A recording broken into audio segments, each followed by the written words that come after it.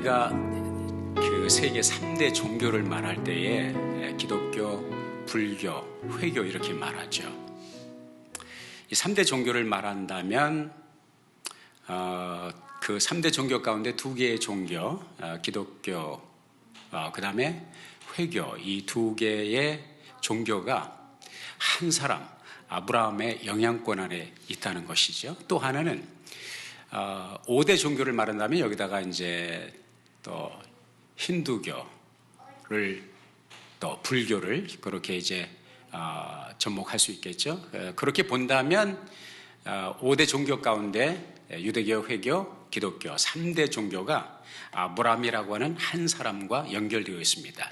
그것이 종교적이든지 아니면은 진짜 혈통으로 인간의 블라드 라인으로 볼 때 유대교, 회교에 직결되어 있습니다. 왜냐하면 전부 모두가 회교도들도 아브라함의 후손이기 때문이죠. 기독교는 물론 유대교에서 이제 발전돼서 신약을 열어갔던 그런 시대라고 볼 수가 있겠고요.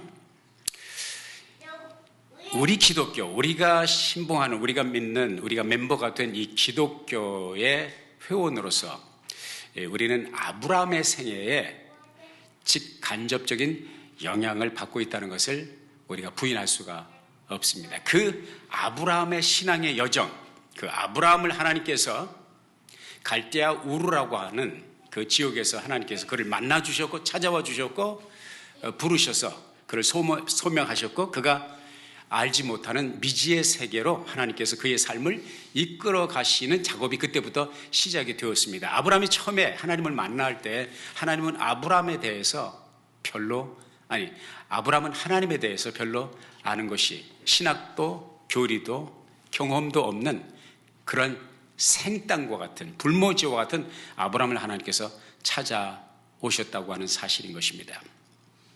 저와 여러분이 하나님을 만나고 어떻게 하다 보니 예배 드리는 이 아름다운 교회 성전의 주일날 아침에 예배자로 하나님 앞에 설 수 있었다는 것은요, 따지고 보면 시발점, 시작 자체가 하나님께서 여러분을 찾아와 주셨다고 하는 사실인 것입니다. 아브라함이 갈대아 우르에서 살았는데, 거기서 태어났고 거기서 살았는데요, 그의 아버지 데라는 무슨 비즈니스를 하는 사람이냐, 우상 만들어서 파는 그런 비즈니스를 했던 사람입니다. 우상 숭배가 만연됐고 우상 숭배 그 지역 메소포타미아 문명이 꼽혔던 그 지역, 아주 세속적인 곳에서 하나님을 알지 못하고 지내던 아브라함을 하나님께서 찾아와 주셨고 만나 주셨다고 하는 사실이죠. 그리고 그에게 하나님께서는 내가 네게 지시할 땅으로 가라고 말씀하십니다. 가라고 말씀하십니다. 일어나라고 말씀하십니다. 출발하라고 말씀하십니다. 아브라함은 그 하나님의 소명, 하나님의 말씀을 따라 순종하여 그 자리를 일어났고 그 길을 떠났습니다. 그 길을 떠날 때 그 출발점에서 아브라함은 사실은 하나님이 그를 어디로 인도할지, 하나님께서 그에게 가라고 말씀하신 그 땅의 주소와 그리고 그 땅의 형편과 그 땅의 문명과 문화와 그리고 거기에 사는 사람들이 어떤 사람인지를 아브라함은 아는 것이 없었습니다. 그냥 블라인드 스팟 같이 알 수 없는 그것을 향해서 오직 하나 믿음을 가지고 하나님의 말씀에 순종해서 갔다는 것이죠. 이 자체를 성경은 믿음의 출발이라고 말을 합니다. 히브리에서도 그렇게 말씀하고 있고 또 로마서 4장에서도 아브라함의 생애를 믿음의 생애였다 그렇게 호평을 해주고 있습니다. 좋은 평가를 해주고 있는데요, 사실은 아브라함은 그렇게 믿음으로 출발을 했지만요, 가는 길에 많은 시행착오가 있었어요. 그가 하나님의 소명을 받고 떠날 때에 하나님을 신뢰하고 떠났던 그 발걸음과는 전혀 걸맞지 않은 불신의 모습을 그의 삶의 여로에서 상당 부분을 발견하게 됩니다. 그 중에서 대표적인 예가 무엇입니까? 애굽으로 갔는데 애굽에 가서 자기 와이프를 빼앗기고 자기는 죽을 것이 두려워서 와이프와 공모를 하게 되죠. 당신은 나의 누이고 나는 당신의 오라비야. 그러니까 이집트에 가서 사람들이 묻거든 나를 당신의 남편이라고 부르지 말고 나의 오라비라고 그렇게 부르라. 이게 뭐예요? 거짓말이거든요. 그것을 한 번이 아니라 두 번 반복해서 합니다. 하나님께서 아브라함에게 분명히 네 조강지처를 통해서 내가 네 씨앗으로 내 씨앗으로 말미암아 천하 만민이 복을 받을 것이다. 그 아들을 내게 줄 것이다. 말씀했음에도 불구하고 세월이 길게 지나면서 딜레이 되면서 아브라함의 믿음, 세라의 믿음은 점점 가라앉기 시작하죠. 그리고 새로운 인간적인 아이디어를 만들잖아요. 하갈이라고 하는 비상한 아이디어를 만들어냅니다. 사라의 몸종인 처녀 하갈을 남편에게 주어서 남편과 합궁하여 자식을 만들자. 하나님이 너무 바쁘신가 보다. 하나님의 힘이 붙이시나 보다. 우리가 하나님을 도와드리자. 그러고서 하갈의 아이디어를 내게 됩니다. 이건 뭐예요? 신앙입니까? 아니에요. 불신입니다. 이러한 면면이 흐르는 아브라함의 삶 속에서, 그 여정 속에서 구석구석 이렇게 모난 부분, 어글리한 부분, 불신앙의 부분을 발견하게 됨에도 불구하고 결국은 아브라함이 어디를 갑니까? 약속의 땅인 젖과 꿀이 흐르는 땅, 자자손손이 받아 누릴 그 땅, 가나안 땅을 정복하게 되더라. 그래서 마침내 아브라함이 그 식솔들과 함께 가나안 땅에 당도했다고 하는 말씀이 창세기에 분명하게 기록되어 있습니다. 이것을 갖다가 뭐라고 그럽니까? 하나님의 은혜라고 합니다. 끊임없이 하나님 앞에 불신의 모습을 불쑥불쑥 보여주는 연약한, 너무나도 인간적인 아브라함을 포기하지 아니하시고 끊임없이 재생하시고 끊임없이 몰딩하시고 끊임없이 쉐이핑하셔서 하나님이 원하시는 사람으로 만들어가고 하나님이 원하시는 인격으로 만들어가고 하나님이 약속하신 약속의 땅 가나안 땅으로 인도하시는 그 하나님의 열정, 그 하나님의 열심, 그 하나님의 포기할 줄 모르는 그 사랑, 그 사랑이 아브라함의 희망이었을 뿐만 아니라 이 시대를 살아가고 있는 결코 코비드19 팬데믹 상황 속에서 2년 동안 우리가 깊이 체험한 것은 누가 코비드에 걸릴지, 내가 쓰고 다니는 이 마스크가 나를 보호할지, 내가 맞은 백신이 나를 보호할지 nobody knows. 백신을 맞고도 코비드에 걸린 사람들이 부지기수로 많이 있거든요. 죄송하지만 우리 교회 옆집에 사는, 제가 이름은 밝히지 않겠습니다. 그분 네 분도 백신을 2번을 맞았는데 또 코비드에 걸렸어요. 그러니까 우리가 만들어낸 장치가 우리를 완전히 보호해 줄 수 없다. 이런 영어로 표현해서 vulnerable, 그 공격으로부터 누가 어떻게 어느 시에 불시에 침략을 당할지, 지배를 당할지 모르는 상황 속을 살아가면서 오늘 이렇게 건강하게 주님 앞에 나와서 Thanksgiving Sunday, 추수감사절을 앞두고 이 주일을 하나님 앞에 예배할 수 있다는 사실이 하나님의 은혜란 말이죠. 이럴 때는 이제 효과음을 내셔도 전혀 지장이 없어요. 하나님의 은혜인 줄로 믿습니다.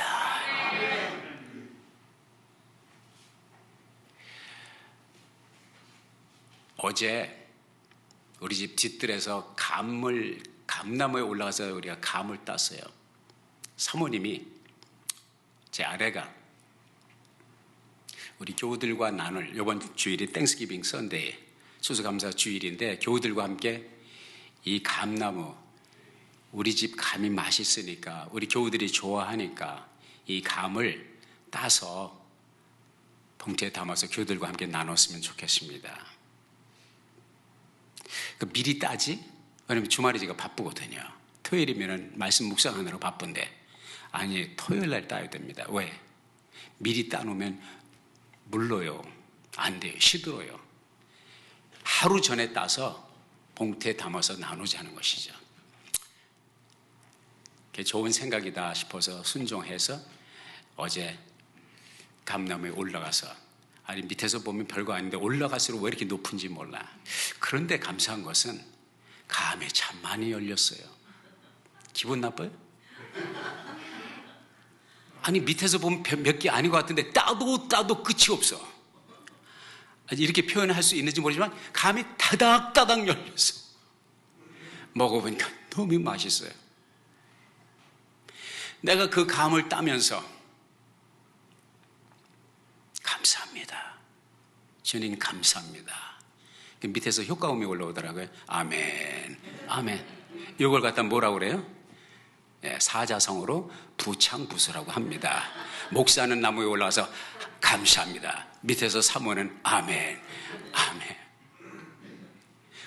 뭐가 그렇게 감사합니까? 내가 심은 나무가 아니거든요. 우리가 심은 나무가 아니거든요. 우리 말고 누군가가 심어놓은 나무에 다닥다닥 열린 실한 그 감을 따는 나의 마음이 어찌 하나님 앞에 감사하지 않을 수 없는지, 이 나무를 심은 그 사람에 대한 감사를 느끼지 않을 수 없는지. 목사님, 당신 집에는 뒤뜰에 감나무가 있는지 모르지만 우리 집에 감나무가 없어요. 난 감사할 게 없다고. 혹시 이러한 마음의 질문을 가지고 계신 분이 계십니까? 아니, 감나무는 고사하고 우리 집엔 뒤뜰이 없어요. 나는 아파트에 살거든요. 목사님, 나는 단칸방 새들어서 살거든요. 무슨 당신처럼 뒤뜰에 감나무가 있어서 감을 따면서 감사를, 나를 위해서 누가 뭘 심었다고요? 해준 게 없습니다. 받은 것이 없습니다. 이렇게 생각되시는 분들에게 제가 여쭤보고 싶습니다. 나와 여러분 중에서 누가 스스로 지은 집에서 사시는 분 계십니까? 건축업자들은 혹시 있을지 몰라. 우리 중 대부분은 우리가 지은 집에서 살지 않습니다. 남이 지은 집에서 삽니다. 우리 중 대부분은 자기가 농사를 져서 쌀을, 곡식을 생산하고 그 곡식과 쌀로 밥을 지어 먹고 음식을 해 먹는 분이 있으면 손 들어 보십시오. 없잖아요. 다 남이 지은 농사, 다 남이 갖고 놓은 곡식을 걷어서. 목사님, 그런 말씀 하지 마세요. 그거 내가 훔쳐온 거 아니거든요. 그거 내가 선물로 받은 것이 아니에요. 내가 벌어서 번 돈으로 주고 사서 정당하게 내가 밥도 지어 먹고 반찬도 만들어 먹거든요.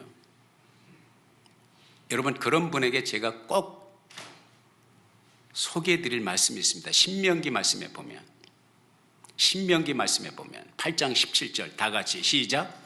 또 두렵건대 내가 마음에 이르기를 내 재능과 내 손의 힘으로 내가 이 재물을 얻었다 할까 하노라. 내 하나님 여호와를 기억하라. 그가 내게 재물 얻을 능을 주셨음이라. 아멘. 내가 벌어서 내 실력으로, 내 노력으로, 내 능력으로 돈 벌어서 값을 주고 사 먹었는데 누구에게 감사하란 말입니까? 라고 말하고 싶은 이들에게 주님께서 그 심정을 미리 아시고, 내가 너를 돕지 않으면, 내가 너와 함께 하지 않았으면 너는 재물을 모을 능력이 없는 것이다. 이 주님께서 우리들에게 주시는 이 말씀을 우리가 새기면서도 여전히 나는 누구에게 무엇을 감사하리까? 이런 질문을 던진다면 난감한 일이 아닐 수가 없을 것입니다. 먹는 것뿐입니까? 사는 집뿐입니까? 감나무뿐입니까? 우리가 누리는 모든 것, 하나님께로부터 받지 않은 것이 없고 누구에겐가 받지 않은 것이 없단 말이죠. 내 가족, 내 사랑하는 남편, 사랑하는 아내, 사랑하는 자녀, 사랑하는 부모, 형제, 이웃, 친구, 친척, 직장, 사업, 모든 것, 내가 처음부터 가지고 있었던 것은 없었단 말이죠. 아니, 우리의 이 생명 자체가, 아니, 천국의 소망 자체가, 아브라함의 실력, 아브라함의 인격, 아브라함의 품격, 아브라함의 의지력을 가지고 가나안 땅에 들어간 것이 아니라 계속적인 자격 미달, 계속적인 함량 미달을 보여주었음에도 불구하고 그를 포기하지 않는 하나님의 열심히 그를 가나안 땅에 인도하신 것처럼 우리의 실력, 우리의 품격, 우리의 인격, 우리의 성스러운 고매한 인격이 아니라 죄인으로 태어났음에도 불구하고 죄를 물마시듯이 범하는 우리들임에도 불구하고 끊임없이 하나님의 뜻을 거스려 견나가는 우리들임에도 불구하고 하나님은 우리를 포기하지 아니하시고 이끌어 주신, 내가 심지 않는 감나무에서 감을 따는 것이 지극히 하나님 앞에 감사해야 될 것처럼 내가 심지 않은 구원의 은혜, 내가 뿌리지 않은 축복의 열매를 먹는 우리는 그것을 심고 그것을 가꾸고 그것을 우리에게 허락하신 하나님의 사랑이 있기에 마땅히 하나님께 감사하는 것이 당연하단 말이죠. 우리는 거저 얻었지만 우리에게 그 은혜와 그 축복과 그 구원을 위해서 우리 주 예수 그리스도는 자신의 목숨을 바쳤고 물과 피를 쏟으셨고 살이 찢기셨고 죽음의 고통을 겪으셨다는 것이죠. 오늘 본문 말씀에 보면 만국의 슬픔 가운데서 고통을 당하는 이스라엘 백성들, 유대 백성들의 피같이 나오는 한스러운 고백, 눈물의 빵을 먹고 있는 바벨론 제국의 강변에서 슬픔에 젖어 신음하고 있는 이스라엘 백성들의 고백이 나오고 있습니다. 이 백그라운드를 보면 하나님의 말씀에 불순종하고 하나님의 뜻을 끊임없이 거역하고 하나님의 가슴에 못을 지속적으로 박는 유대 백성들을 하나님께서 훈련하시고 하나님께서 변화시키기 위해서 잠시 만국이라고 하는 매를 들으셨습니다. 나라가 망하고 초토화되고 예루살렘 성전은 불타고 모든 것이 소실되고 무너지고 많은 사람들이 바벨론 제국 낯선 이역만리 땅으로 이민을 간 것이 아니라 끌려서 포로가 되어서 노예의 신분으로 전락되어서 낯설고 문서른 그곳에서 노역을 감당하고 하루하루를 살아가는 그들에게 그들을 지배하는 세력이 노래 좀 해봐라. 노래 좀 해봐. 너희들 예루살렘 성전에서 하나님 앞에 너희들이 섬기는 하나님 앞에 제사 드릴 때 노래 많이 불렀다며 그 노래 좀 불러봐. 인터테인먼트 하라는 거죠. 기쁨조 역할을 하라는 것이죠. 이 요구를 받아들인 히브리인들이 바벨론 강변에서 눈물을 쏟으면서 내가 어찌 이 이국 땅에서 이 이방인의 땅에서 하나님의 성전에서 예루살렘에서 시온에서 하나님께 드려야 될 노래를 부를 수가 있느냐? It doesn't make sense. We can't do it. I cannot do it. 이들의 슬픔과 이들이 쏟아내는 이들이 토로하는 그 아픔과 슬픔과 절망과 좌절과 탄식은 충분히 understandable, 이해할 수 있는 것입니다. 그러나 이 한 가지 바벨론 강변에 있는 슬픔의 눈물을 흘리고 있는 수금을 버드나무의 가지에 걸고 나는 우리는 노래할 수 없다고 말한 그들이 한 가지 알지 못하는 것이 있었어요. 그 한 가지 알지 못하는 것은 무엇이냐? 하나님은 예루살렘에만 계신 것이 아니라 시온에만 계셨던 것이 아니라 포로로 노예로 끌려온 망향의 망국의 서름 가운데 좌절을 느끼고 있는 히브리인들, 바벨론 강변의 버드나무 가지에 수금을 걸어놓고 눈물과 탄식을 쏟아내는 그들과 함께 그 자리에 있었다는 사실을 그들은 차마 느끼지 못했다는 것이죠. 이건 나의 추론이 아닙니다. 나의 추론이 아니라고 성경이 그것을 가르쳐주고 있다고요. 그 옛날 다윗이 나단 선지자 앞에서 하나님을 향한 그의 사랑의 고백을 이렇게 말합니다. 나는 임금이 되어서 백향목으로 지은 궁전에 거하고 있는데 하나님의 임재의 상징인 법궤, 하나님의 궤는 아직도 휘장 가운데, 커튼 가운데 있다. 나는 이게 괴롭다. 사랑하는 여러분, 하나님께서 다윗에게 주셨던 하나님의 마음에 합한 그 마음, 다윗이 생각하고 다윗이 상상하고 다윗이 소원했던 그 디자이어, 그 열망이 하나님의 마음을 따뜻하게 해드리고 하나님의 입가에 미소를 드리는 내 마음에 He got hard after me. 나는 다윗을 보면 너무 기뻐.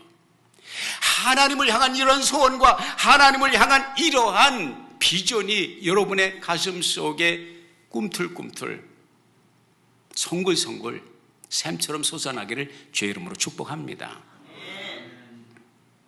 그래서 내가 하나님의 성전을 짓기를 원합니다. 나단 선지자가 볼 때도 아주 좋은 생각이다. That's a good idea. 근데 그날 밤 하나님께서 나단 선지자에게 나타나셔서 I don't think so. I don't think so. 하나님이 뭐라고 그러시냐면 내가 언제 너희가 애굽에서 나올 때부터 시작을 해서 광야 40년의 여정 가운데 지금 가나안 땅에 살고 있는 지금 이 시점에도 내가 언제 누구더러 내 집 지어달라고 그런 적 있냐? 하나님이 이 말씀하세요. 하나님이 이 말씀하신다고요. 역대상에 보면 그런 말씀이 기록되어 있습니다. 하늘은 나의 보좌여 땅은 나의 발등상이다. 누가 나를 위하여 집을 짓겠느냐? 누가 너희들로 내 집을 지어달라고 말을 했느냐? 하나님의 보이콧, 하나님의 리젝션. 이것은 다윗의 마음을 리젝트한 것이 아니라 다윗의 마음을 거부한 것이 아닙니다. 다윗의 마음은 받으셨다고요. 그러나 하나님은 하늘도 땅도 다 내 것인데 무소부재 전지전능하신 나 하나님이 거할 집을 너희들에게 지어달라고 나 그렇게 부탁한 적 없다 말씀하셨어요. 무슨 말씀입니까?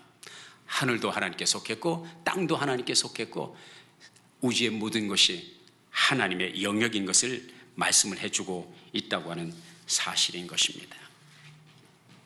이사야서 66장 1절에 그렇게 말씀했죠.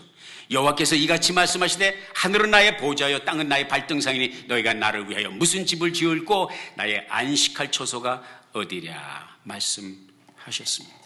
이게 무슨 얘기예요? 하나님은 이스라엘 백성들이 애굽 출애굽을 할 때부터 어디에 계셨어요? 장막 가운데 거하셨어요. 성막 가운데, 다른 말로 회막 가운데, 다른 말로 텐트 가운데 계셨어요. 자, 모세가 시내산에서 하나님의 말씀을 받을 때에 이 성막 만드는 그 식양을 하나님께로부터 받았어요. 그리고 거기에 따라서 천막으로 튼튼한 천막으로 만들고 하나님께 성전에 있는 그 식양과 같은 그런 패턴으로 성막을 지었어요. 성막을 이 텐트로 성전을 지은 것은 뭐냐면 이스라엘 백성들이 계속 무빙을 하기 때문에 이스라엘 백성들이 계속 이사를 다니기 때문에 하나님은 그들과 함께 이사하기를 원했다는 것이죠. 영어로 tabernacle. 예루살렘 솔로몬이 지은 성전은 템플이에요. 광야 40년 동안 하나님께서 이스라엘 백성들을 만나준 그 성전은 뭐예요? 태버네커, 회막, 성막, 장막입니다. 여러분 이걸 아시길 바랍니다. 하나님은 성전에 갇혀 계신 분이 아닙니다. 하나님은 이스라엘 백성들이 40년 광야 생활 동안에 천막에 거하면서 그들과 함께 그들의 장막이 옮겨지는 곳마다 하나님께서 따라다니셨다는 말씀이에요. 여러분 이걸 아시기 바랍니다. 나와 여러분은 어디로 이사를 가든지 어디에 있든지 내 영혼이 은총 입어 중한 죄짐 벗고 보니 슬픔 많은 이 세상도 천국으로 화도다. 할렐루야 찬양하세. 내 모든 죄 사함 받고 주 예수와 동행하니 그 어디나 하늘나라.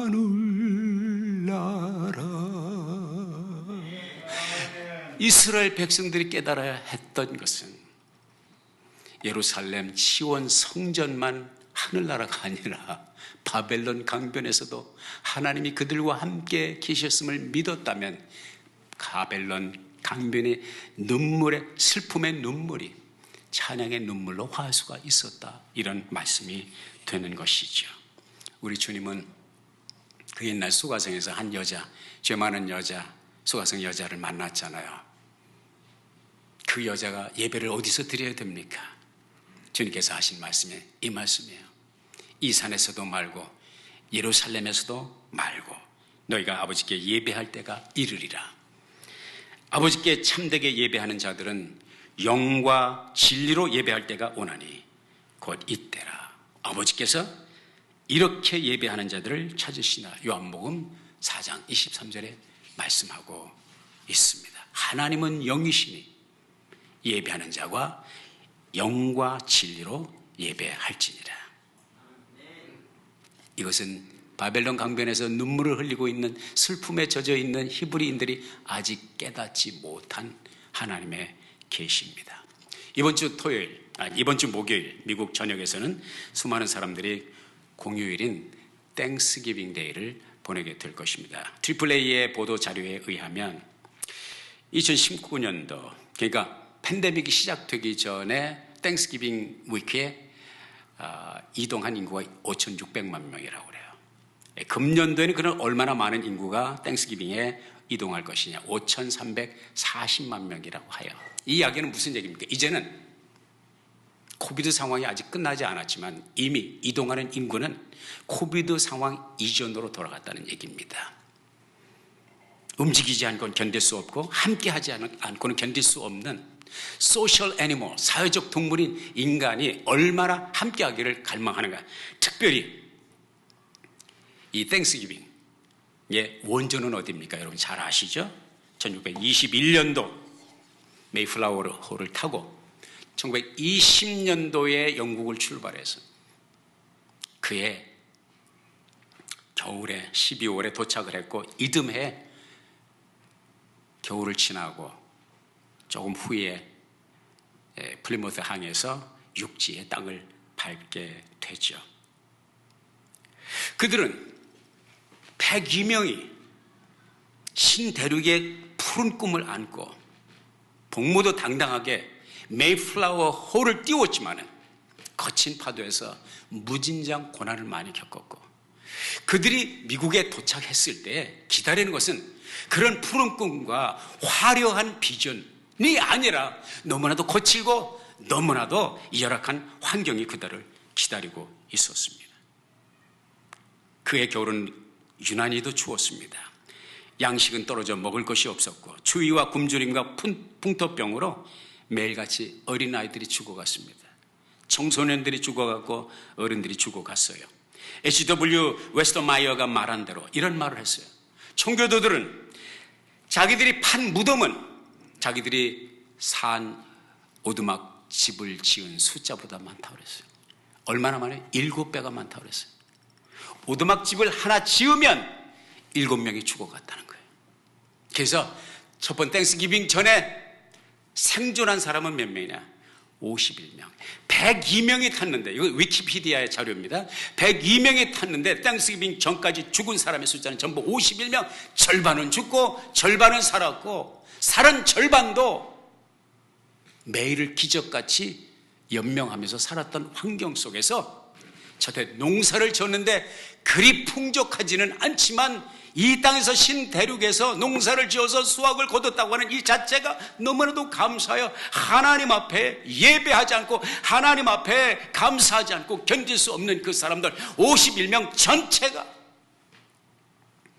그곳에 모여서 완파노아그 인디안 부족들을 초청을 해서 그들과 함께 터키를 나누고 하나님 앞에 감사의 기도를 드리고 찬양을 했던 그 역사, 그것이 이 땡스기빙의 원조란 말이죠. 사실은 살아남은 청교도들 가운데 땡스기빙 전에 영국으로 다시 돌아가려고 했던 사람들이 많이 있습니다. 실제로 영국으로 가는 배에 승선했던 사람들이 있습니다. 그들이 다시 영국으로 돌아가기를 포기했던 것은 그때 마침 들어온 배가 있었는데 그 배에 누가 타고 있었냐면 블란서 사람 델라웨어가 있죠? 델라웨어가 의료품을 싣고 식량을 싣고 왔어요. 그것이 그들에게 마지막 지선상의 아리와 같이 희망봉이 되어서 다시 영국으로 돌아가는 길을 내려놓고 돌아와서 대륙 땅에 착륙을 하게 되었던 것입니다. 우리가 살아가는 이 시대는 그렇게 녹록하지 않은 시대를 살아가고 있습니다. 여기저기 힘들어 소리치는 아우성 소리가 오늘도 매일 우리 귓전에 울립니다. 그 어디에도 노래하며 살아가기 힘든 세월을 살아갑니다. 그럼에도 불구하고 우리는 이 힘든 시대를 살아가며 우리보다 결코 쉽지 않은 시대를 살아갔던 청교도들의 신앙의 얼을 생각하지 않을 수가 없습니다. 그리고 한 선지자 하박국의 외침을 우리가 귀를 기울여야 된다고 생각합니다. 하박국서 3장 17절의 말씀이에요. 비록 무화과 나무가 무성치 못하며 포도나무에 열매가 없으며 밭에 곡식이 없으며 식물이 없으며 감람나무에 소출이 없으며 우리의 양이 없으며 외양간에 소가 없을지라도 나는 여호와를 인하여 즐거워하며 내 구원의 하나님을 인하여 기뻐하리로다. 주 여호와는 나의 힘이시다. 나의 발을 사슴과 같게 하사 나로 나의 높은 곳에 다니게 하시리로다. 청교도들의 현장, 죽어가는 현장, 죽음의 어두운 그림자가 벼랑 끝에 서 있는 것처럼 늘 넘실거리는 현실 속에서 하박국 선지자가 지냈던 그 시절, 희망과 소망이 보이지 않는 어두운 세대를 살아갔던 하박국 시대에 그 상황, 바벨론 강변에 버드나무에 수금을 걸어놓고 망국의 한을 달래야 했던 그 히브리 민족의 히브리인들의 그 슬픔, 그리고 아직도 끝나지 않은 코비드19의 팬데믹 상황 속에서 종종 걸음을 조바심치며 걸어가는 우리들 상황 결코 다르지 않다고 봅니다. 그러나 우리 믿음의 사람들에게 하나님께서 주시는 도전은 무엇이냐? 한 가지 일맥상통해야 되는 것이 있는데 그것은 뭐냐? 상황이 어떠하든지 정황이 어떠하든지 보이는 것이 어떠하든지 삶의 조건이 어떠하든지 우리는 어디에서나 나와 동행하시고 장막을 옮겨가며 나와 동행하시는 우리를 부르신 아브라함을 부르셔서 결국은 가나안 땅으로 인도하신 그 분께서 나와 여러분을 오늘의 척박한 땅 속에서 오늘의 열악한 환경 속에서 약속의 땅, 은혜의 땅, 축복의 곳으로 인도하시는 하나님의 손길을 믿기에 우리는 여전히 주님을 찬송할 수 있는 줄로 믿습니다.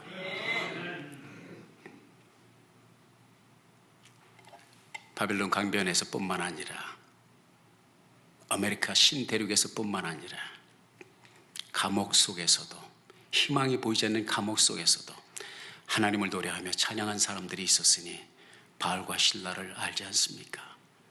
울고 있는 형제여 왜 찬송을 잊었는가? 어둠 속의 찬송은 기적을 부른다오. 바울과 실라가 빌립보 감옥에 문을 찬송으로 열었다오. 고통의 문을 찬송으로 이 믿음, 이 노래로 하나님과 오늘을 살아가며 뜻깊은 축복된 땡스기빙의 시즌을 열어가는 여러분 모두가 될 수 있기를 주의 이름으로 축복합니다. 기도하겠습니다. 하나님, 주신 말씀 마음에 아로새기며 이 계절을 이 계절답게 살아가는 은혜에 있게 해주세요. 예수님의 이름으로 기도했습니다. 아멘.